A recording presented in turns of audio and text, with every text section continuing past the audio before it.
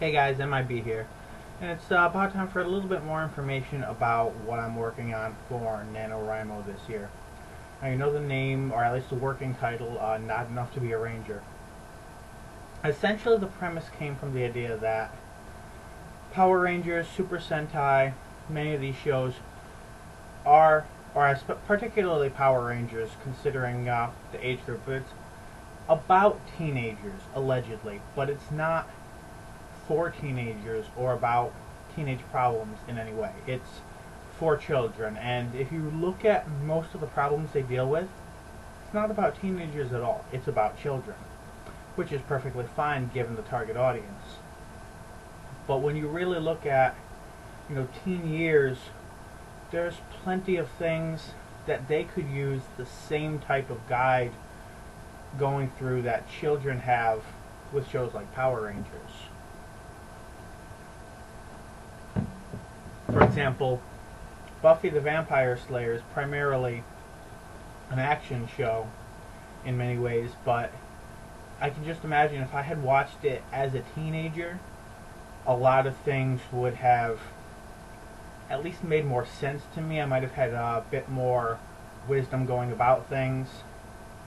That's kind of what this is. It's not exactly an instruction guide for getting through high school, but it is five very real characters going through a high school experience. So this means, trying to date, actually dating, dealing with breakups, dealing with rejection, dealing with parents, dealing with jobs, dealing with clubs, things like that.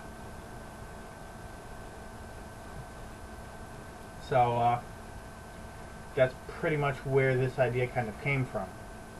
And I keep referencing Buffy, but honestly, I think Buffy kind of planted the seed in my mind, but it's not really where the idea came from. I never actually thought about Buffy until after I had kind of cemented this idea. Then I realized it had a lot of similarities to Buffy. And I think when I first watched Buffy, I had actually made similarities to Power Rangers, so that kind of makes sense. They're both shows that have, characters going through their daily drama, generally on the more, well, not necessarily more of a fun side, but there's generally a lesson to be learned, particularly early on, character growth and such. And on the other side, there are monsters. So the shows have a lot in common. The main difference is the target age group. So this is a show that takes elements, the large cast. Well, actually, Buffy also had a large cast. The difference is they're all pretty much on the same stage here, which is what did happen with later seasons of Buffy as well. So as for the cast, because some of this information has been released already, so Red Ranger, I'm going to have the Red Ranger Cassidy. She is I don't particularly like the term, but some people still prefer it. So, African American girl, comes from a religious family, works a job, goes to church, volunteers, a whole lot of things going on. Extremely busy person, and she's a pacifist on top of that. She's going to become the leader of this group. We have her best friend Zoe, Blue Ranger, gay. Right in the planning stage, I essentially put her down to be Irish. I don't know how much of that Irishness is really going to be there, but it does give her one unique thing compared that most characters in fiction do have that most members of this cast don't, and you might see that as we go on. And it looks like with this discussion, this vlog is going to be a bit longer than the last one.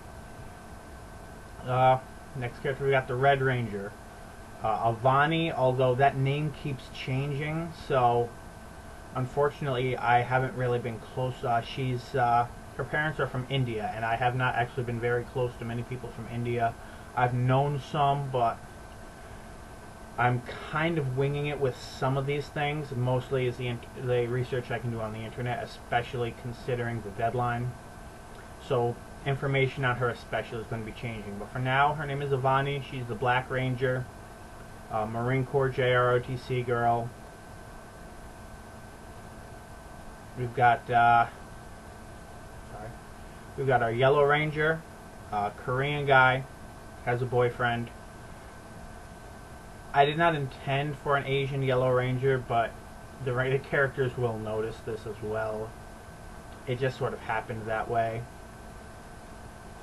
In Pink Ranger, we have Mark, who is a Puerto Rican, and the goal here is kind of both to celebrate and to subvert various tropes. So, for example, Girl for the Pink Ranger, we're subverting that. A lot of the aspects of a Pink Ranger, we're celebrating. So he's going to very much hold the role of the Pink Ranger.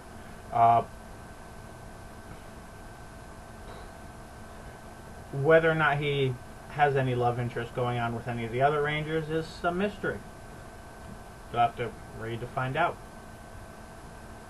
So I've already gone a minute on past what I intend. Okay. But let me explain the one thing, and that's going to be the last thing because this is going longer than I intended. Basically, a large gripe I've had with fiction is that they'll generally have straight white character, straight white character, straight white character, 75% of them males, and then one character who's generally, you know, if there's a gay character, they're also black, or they're Hispanic, or, you know, or the girl is black, or something. You know, generally anything that's not straight white male is generally condensed into as few characters as possible. And this annoys me, especially someone from a very diverse community myself, and it takes me out of a lot of things. So that was kind of my goal here. There's actually not a single straight white male on my cast. If you were paying actually close attention, there's not a single white male or a single straight white person. There are 2 straight people on the team. I did not explain which was which in its entirety, so that'll be for the story. So, hope I've got some interest there. Hope I explained my reasoning a bit there for you. And I hope you're interested enough to keep up with me as we go on through the next 4 weeks. I'll be out.